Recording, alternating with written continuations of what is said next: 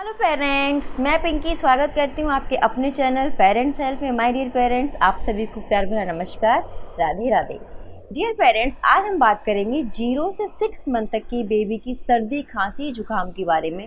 जी हाँ, आप सभी जानते हैं छोटे बच्चे होते हैं और उनकी इम्यूनिटी इतनी वीक होती है कि बहुत जल्दी उनको सर्दी खांसी जुकाम होने लगता है। ज़रा सा अगर मौसम चेंज होता है तुरंत उनको सर्दी खांसी होने स्टार्ट लगती है।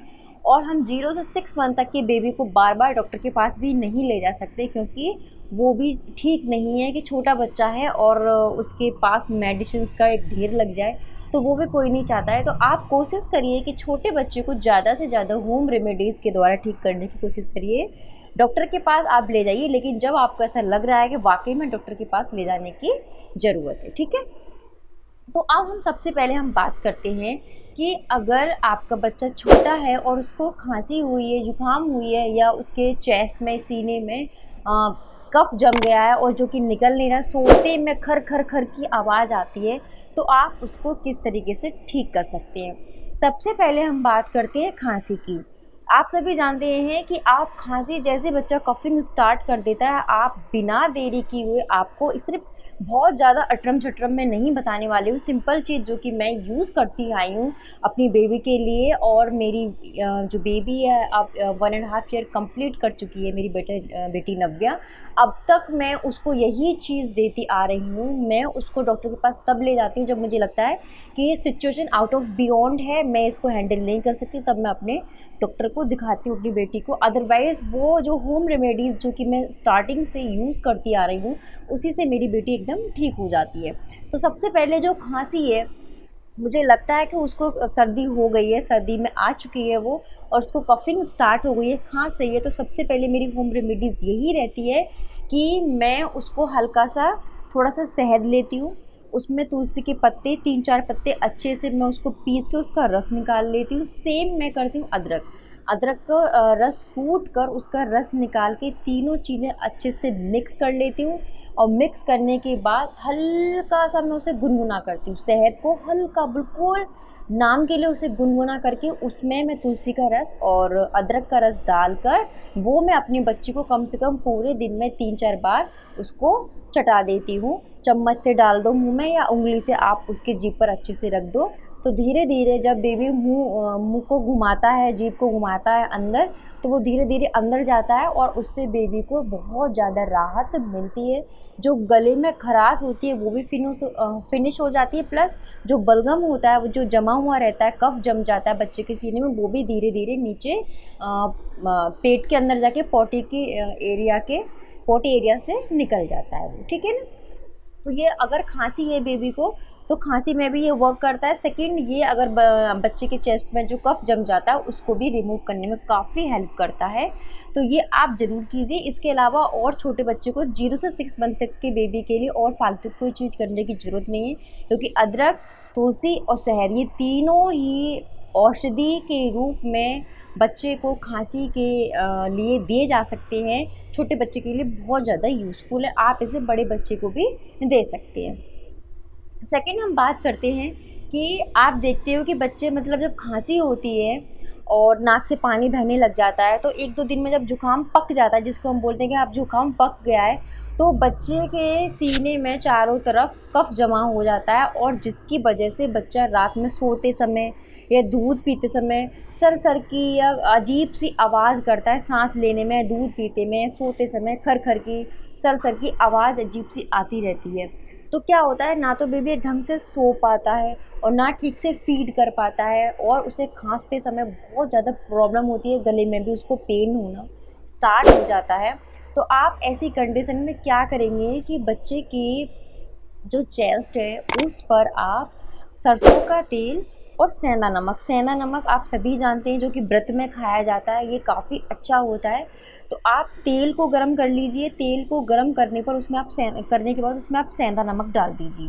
सेंधा नमक और तेल जब वो अच्छे से आपको लगे कि हाँ उसमें नमक अच्छे से भून गया है या घुल गया है, अच्छे से ठीक से उसको देख लीजिए, चेक कर लीजिए, फिर उसको हटा लीजिए। फिर जब वो ठंडा होने लगे, इतना ठंडा उंगली डालकर आप उसको चेक कर लीजिए कि बिल्कुल ठंडा नहीं होने देना, हल्का सा माइल्डली वो गुनगुना रहे, गर्म रहे। इतना भी गर्म ना रहे कि बच्चे को अगर आप उसको लगाओ तो उसको जलने लगे, और बिल्कुल ठंडा तो बिल्कुल भी नहीं लगाना है, हल्का सा आपको गर्म वो रहने देना है। उसको आप अपनी बेबी के पूरे चेस्ट पर और गले पर और चेस्ट पर कम से कम 2-3 बार दिन में लगा दें। रात में सोते समय तो ज़रूर लगाएं, अगर दिन में बेबी सोता है तो सोते वक्त ज़रूर उसके लगा दें। और लगाने के बाद अगर गर्मी है, अब आप कहोगे कि मैम गर्मी है तो गर्मी में कैसे लगाएं? आप गर्मी में लगाने के बाद एक कॉटन का कपड़ा लीजिए और कॉटन के कपड़े से बेबी की छाती को चारों तरफ से रैप कर दीजिए, और जो भी हल्का फुल्का कपड़ा है वो पहना दीजिए, ठीक है।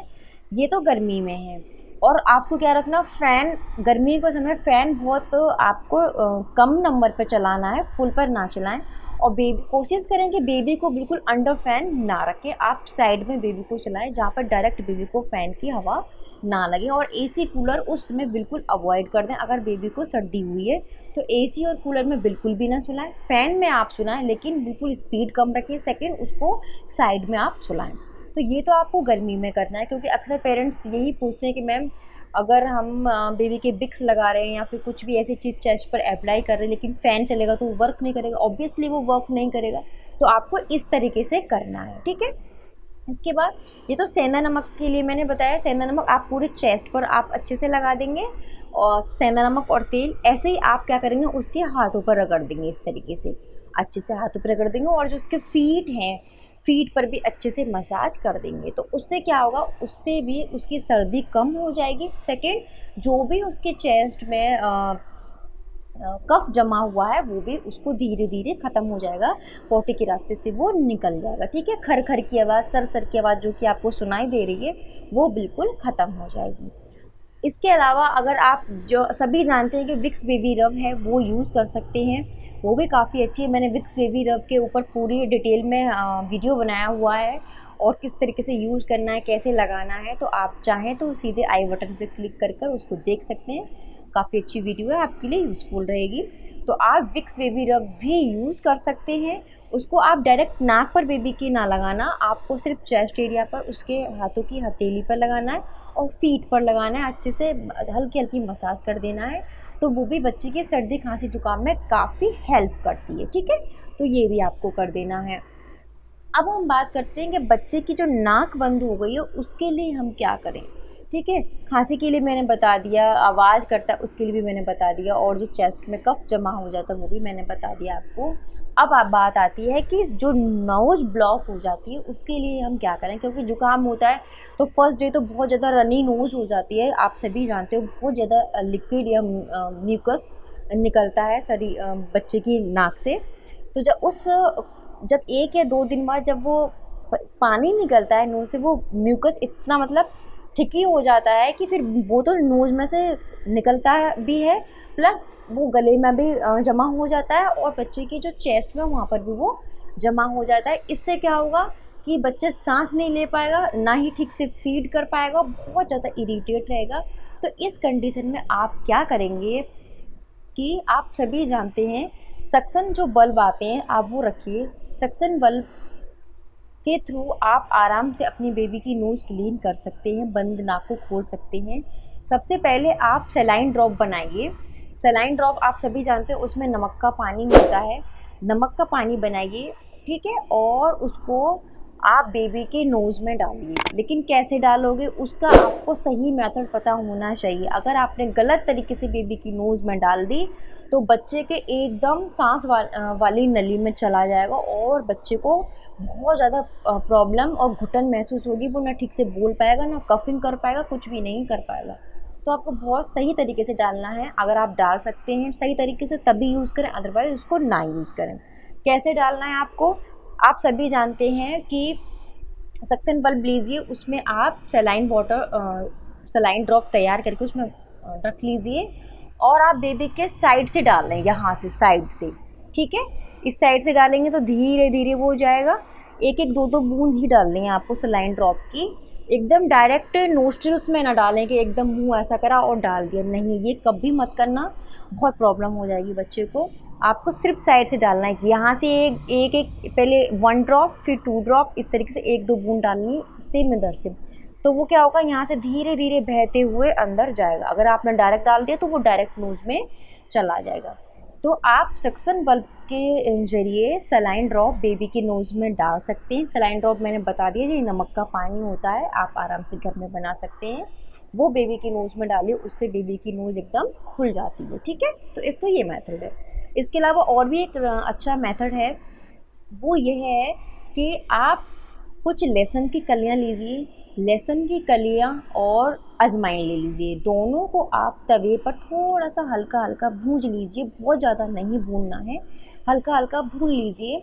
और भूनने के बाद आप एक कॉटन के कपड़े में दोनों को मिक्स करके बांध लीजिए और बांध कर बच्चे के पिलो के नीचे रख लीजिए। ठीक है, इससे क्या हुआ कि जो एक हल्की हल्की स्मेल आती रहेगी, उस स्मेल से क्या होगा कि बच्चे की जो बंद नाक है वो एकदम खुल जाएगी और बच्चे को सांस लेने में बहुत ज़्यादा प्रॉब्लम नहीं होगी। ठीक है, तो इस तरीके से आप बच्चे की नोज़ ब्लॉक नोज़ को खोल सकते हैं। आप जैसे मैंने बताया, लहसुन की कुछ कलियां और अजवाइन को भूनकर पोटली बनाकर बच्चे के तकिए के नीचे रख दीजिए। ठीक है, ध्यान रखिए कि बच्चा उसको मुंह में लेकर खाने ना लग जाए, ये ध्यान रखिएगा, थोड़ा सा उसको छुपा कर रखिएगा इस तरीके से। सेकेंड, जब आप बच्चे को नहलाने के लिए ले जा रही हैं तो आप वहाँ पर गीज़र ऑन कर दीजिए। गीज़र ऑन करने के बाद जो गर्म पानी की जो बहाव है वो पूरे बाथरूम में आप फिल कर लीजिए और उसमें अपने बच्चे को कम से कम 10-15 मिनट छोड़ दीजिए, जिससे क्या वो स्टीम लेगा तो उससे भी बच्चे की नोज़ एकदम खुल जाएगी। ठीक है ना, बंद नाक खुल जाएगी। तो ये तरीका भी बहुत अच्छा है।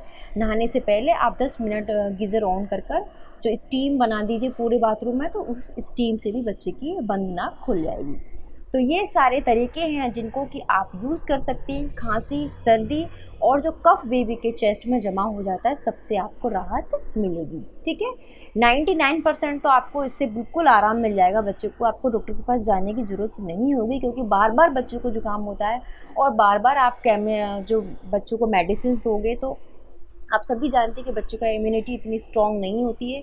तो अगर हम बार बार उनको मेडिसिन देंगे तो वो और वीक होते जाएंगे। तो कोशिश करें आप मेडिसिन से अवॉइड करें अगर आपका बेबी होम रेमेडी से ठीक हो जाता है। अगर आपको लग रहा है कि ये सारे चीज़ करने के बावजूद भी बच्चे को राहत नहीं है, प्रॉब्लम हो रही है, तो आफ्टर 2 and 3 डेज़ बाद आप अपने डॉक्टर को एक बार ही दिखा सकते हैं। अदरवाइज़ आपको इससे 100% फ़ायदा मिल जाएगा। तो डियर पेरेंट्स, ये थी एक छोटी सी जानकारी आपके अपने बच्चों के लिए, और जो कि मैंने अपनी बेटी नव्या के लिए भी अपनाई हुई है। मुझे हमेशा इससे अच्छा प्रॉफिट होता है उसकी हेल्थ में। तो आप एक बार ज़रूर अप्लाई करिएगा अगर आपके साथ ऐसी प्रॉब्लम होती है। तो डियर पेरेंट्स, अगर आपको वीडियो अच्छी लगी तो प्लीज़ इसको एक बार ज़रूर लाइक कर दीजिए, कमेंट करके बताइए कि आपको वीडियो कैसा लगा। और अगर आप मेरे चैनल पर पहली बार हैं तो प्लीज़ इसको सब्सक्राइब ज़रूर कर दीजिएगा नेक्स्ट वीडियो के लिए। तब तक के लिए बाय बाय पेरेंट्स।